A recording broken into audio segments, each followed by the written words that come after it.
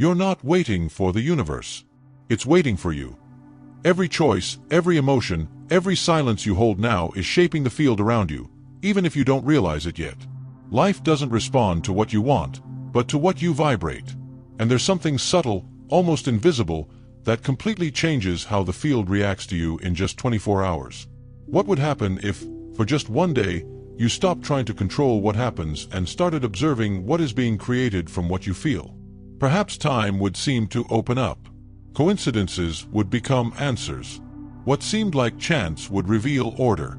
It is at this point that many feel fear, because they discover that the world has always been listening, and everything they emit returns amplified. Have you ever wondered how many times your own energy has sabotaged what you asked for?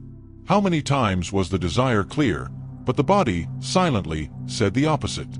The field doesn't understand words. It understands rhythm, coherence, felt intention. Like a liquid mirror, it reflects exactly the pattern you hold, not what you imagine. Most people live out of sync. Thoughts move forward, but the body still carries the past. This friction creates noise, and noise confuses the field.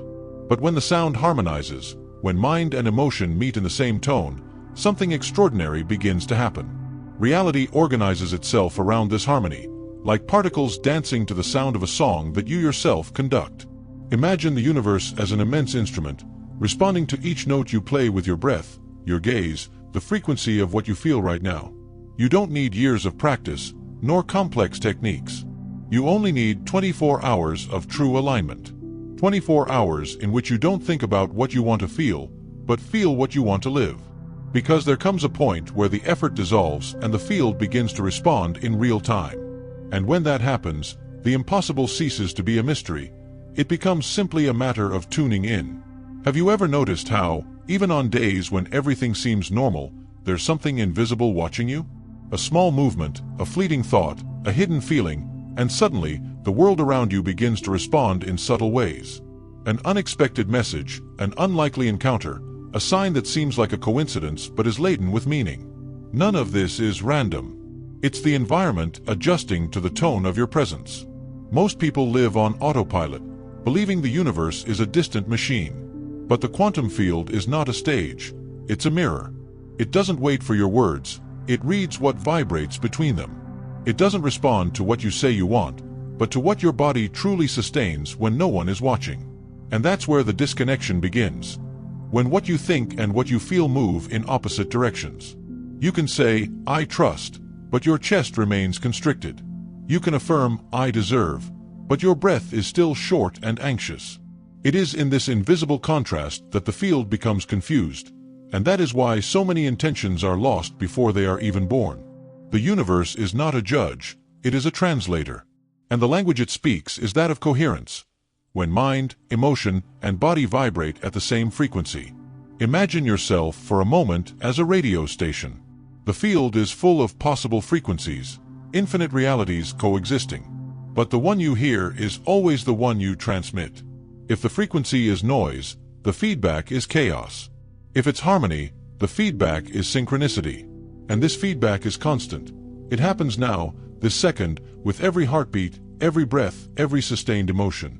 Notice how there's something almost magical about the moment you align yourself. Everything seems to slow down.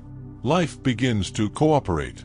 People and opportunities appear as if they've always been there, just waiting for you to adjust to the right tone to see them. And when that awareness awakens, it's impossible to go back to sleep. That's why so many people choose to stay here, witnessing each revelation that deepens this memory, that you were never separated from the field, just out of tune.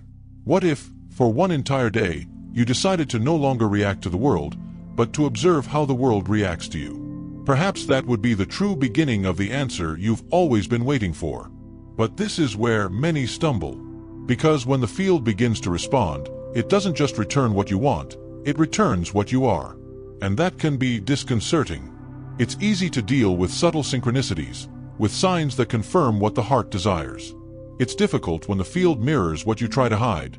Doubt, fear, resentment, the rush to control time. It doesn't do this to punish, but to show where there is still misalignment, where the frequency needs adjustment. Imagine turning on a light in an old room. The dust that is revealed didn't just appear now, It's always been there. The field's response is that light, neutral, relentless, revealing. What you see depends on the courage to look. And when you truly observe, you realize that the universe isn't testing you, it's teaching you to listen to yourself. Because the field doesn't create anything new, it amplifies what already vibrates within you. Some people run away from this reflex. They pretend not to notice the discomfort and return to the noise, believing that silence is dangerous. But it is precisely in this silence that the frequency reorganizes itself. It is there, between the end of one thought and the beginning of another, that the field finds space to act. This instant, brief, almost imperceptible, is the doorway between what you live and what you can live. The fear of facing one's own reflection is what keeps so many people trapped in the same cycle. Because, for the field, everything is a response. Even inaction, even hesitation, is a signal emitted.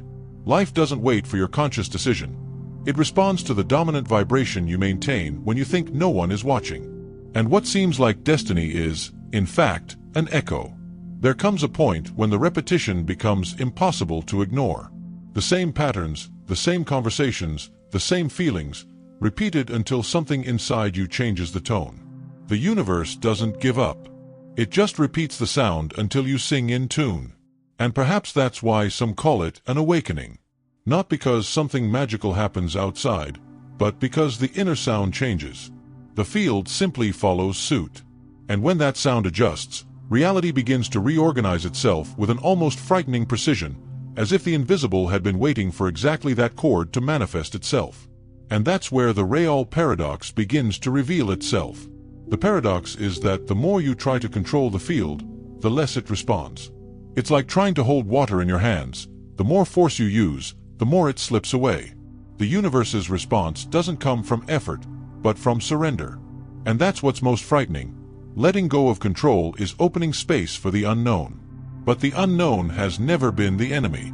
It is the field itself in motion, rearranging the invisible to translate what you have finally allowed yourself to feel.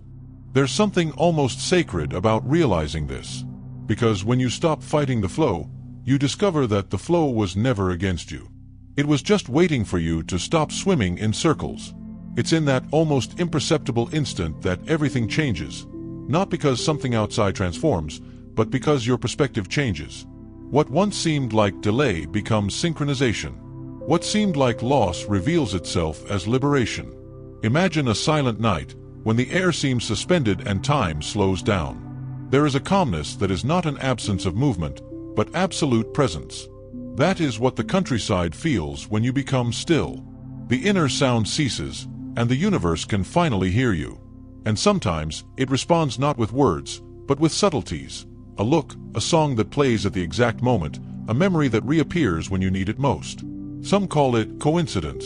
Others, a divine answer. But the name doesn't matter. What matters is recognizing the silent intelligence behind it all. Something that doesn't require belief, only attention. It is at this point that many feel the impulse to support this journey, leaving a silent sign that the message touched them. As if a simple gesture of presence were enough to say, "I feel it too." Perhaps what we call a miracle is simply the moment we stop resisting. When what was noise becomes melody, and the universe begins to sing back in the same tone. There is no spectacle, no lights. Just the profound simplicity of something within you recognizing the rhythm of the whole. But this is only the beginning. Because when the field begins to respond consciously, reality ceases to be a backdrop, it becomes a dialogue. And it is in this silent dialogue that life begins to reveal what it has always been trying to say. But when the field begins to respond, the answer doesn't always come as we expected. Sometimes, what arrives first is chaos. Situations crumble, people drift apart, truths that were once hidden now scream to be seen. It's the universe rearranging the scene, clearing the stage for something more authentic to manifest. And this process, although it may seem like loss, is actually the beginning of a realignment. Discomfort is the first sign that the field has heard you. Because the old needs to dissolve before the new can breathe. It's like opening the windows of a house that's been locked for years. Air comes in, but dust comes with it. The impatient mind wants immediate results. But the field works silently, in layers, undoing invisible knots that time has built.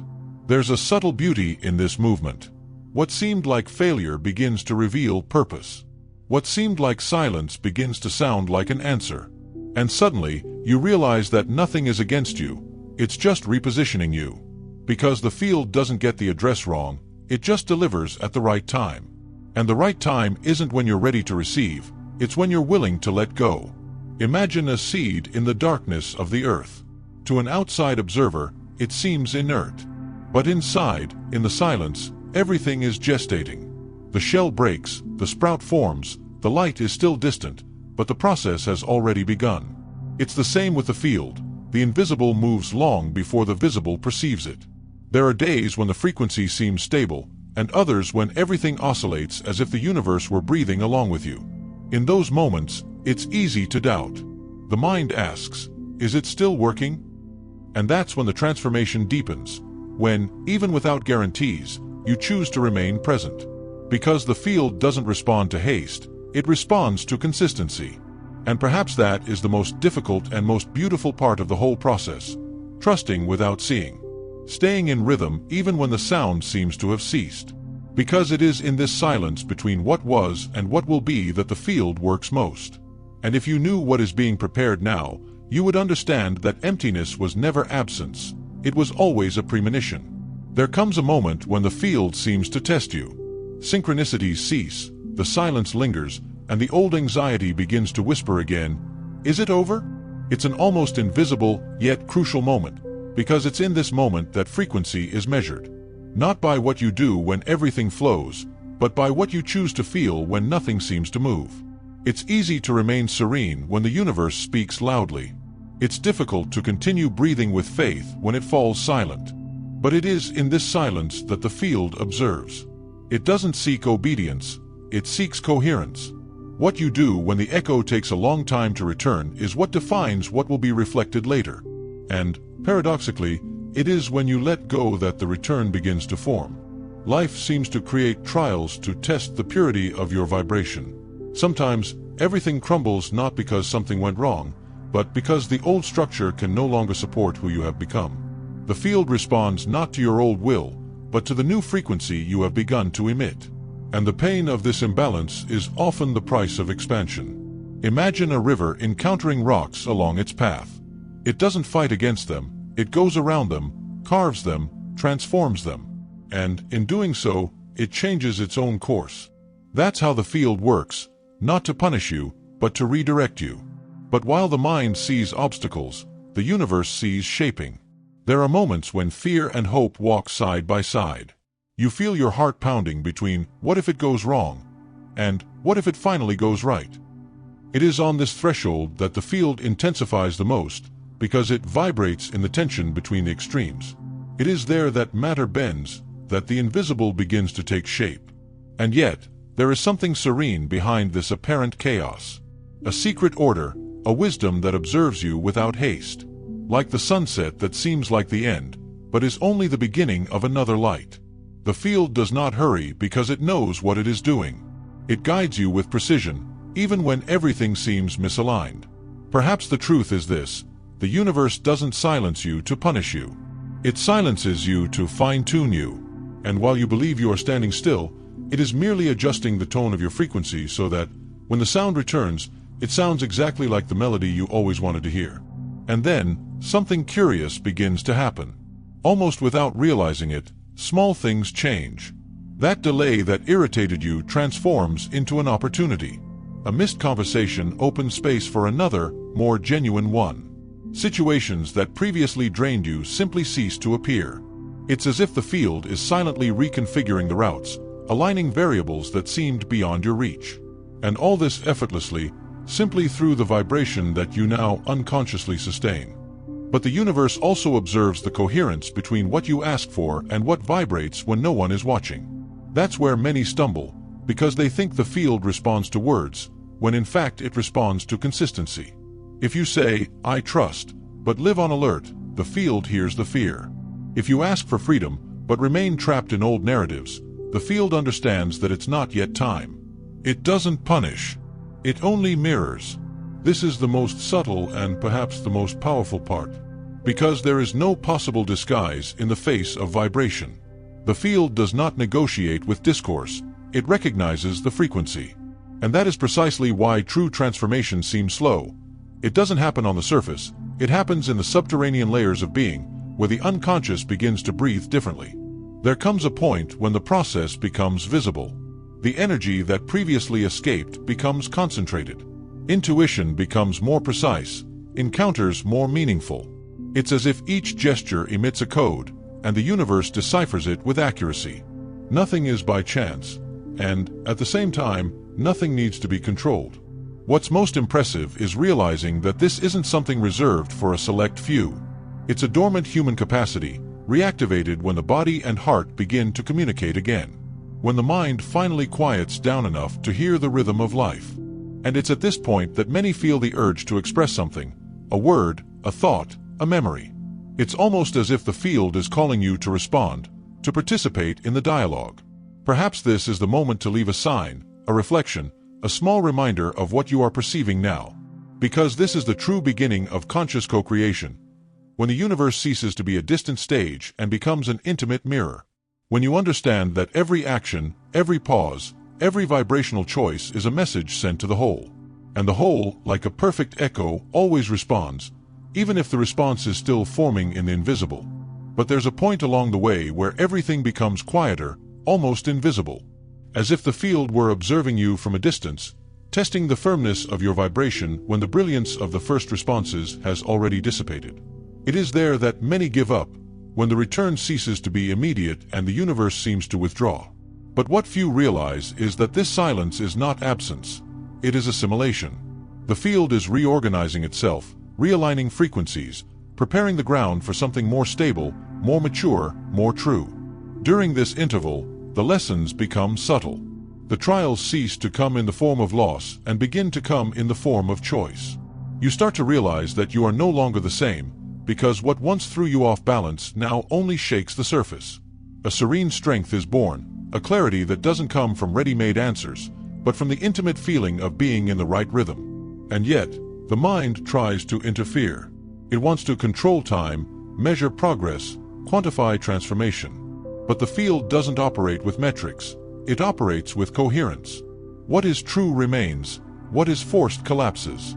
It's a constant refinement, as if the universe were polishing every edge of your being until all that remained was essential. Imagine being caught in a storm that gradually reveals itself to have always been a dance. The thunder that frightens is the same sound that announces renewal. The rain that falls is the same rain that clears the path. And when the sky finally opens, you understand that nothing was lost, everything was translation. The field doesn't destroy you, it translates you into a language the universe understands. And the more you allow this translation to happen, the more coincidences become language. The number that repeats itself. The phrase that appears at the exact moment. The improbable encounter. Small signs that, together, form an invisible network of confirmation. It's not magic, it's vibrational precision. The answer doesn't come from outside, it comes from within, reflected in the mirror of reality. But this stage is delicate, because it's when clarity and uncertainty coexist. You know something is moving, but you still can't see the complete picture. It's the moment of greatest vulnerability and also of greatest power. Because it is in the dark, and only in the dark, that the new form begins to shine. And while the field rearranges itself, it asks only one thing of you. Don't interrupt the process out of impatience. Breathe into the mystery. Because it is in the mystery that the invisible learns to become real. And then the field begins to yield what was silently sown. Not in grand gestures, but in almost imperceptible subtleties. An unexpected encounter. An impulse that makes you choose a different path. A delay that, by chance, puts you in the right place. The universe rarely responds with spectacle, it responds with precision. And the more attentive you become, the more you realize that everything is orchestrated in an invisible rhythm. This is where trust is truly put to the test. Because the mind wants to understand, but the field wants you to feel. It doesn't explain, it synchronizes. It doesn't show the destination, it guides you through the state. And there's something profoundly disarming about accepting that the invisible knows more than the control. The feeling is like walking on a bridge that only appears when the next step is taken. But even so, doubt creeps in. It whispers on the fringes of clarity, what if all this is just coincidence? What if the field is just luck? These questions are not weakness, they are part of the process. Because every expansion passes through a point of shadow, where the light seems insufficient to sustain faith. It is there that learning is consolidated, and trust ceases to be a concept and becomes nature. Imagine the sky before dawn. Everything is still dark, but there's a different hue on the horizon. There's no sun, but there's promise. That's the feeling the countryside creates when you persevere even without proof. It trains you to sense the sunrise before the light, to recognize the new before the old fades away. And when reality starts to shift, it doesn't change from the outside in, it changes from the inside out. Conversations become lighter. Decisions, more intuitive. Synchronicities, more constant. It's as if the universe, finally, remembers who you are. Not because it forgot, but because you finally started sending the right signal again. And yet, nothing is definitive. Each day, the field tests you again, inviting you to align more deeply, to remain true to the state, even when the form has not yet appeared. Because what it wants is not your haste, but your precision. The field responds to what vibrates in silence, not to what pleads in despair. And when you understand this, you realize that true power lies not in making the universe listen, it lies in learning to listen when it whispers back. There comes a moment when everything falls into place, not like a sudden miracle, but like the awakening of something that has always been there, waiting for you to make room for it. The field doesn't change what's external first, it changes what vibrates silently within you. And when that happens, reality begins to respond with a gentleness that almost seems supernatural. Things flow. Resistances give way. Coincidences cease to be coincidences. It's as if life itself breathes in the same rhythm as your chest.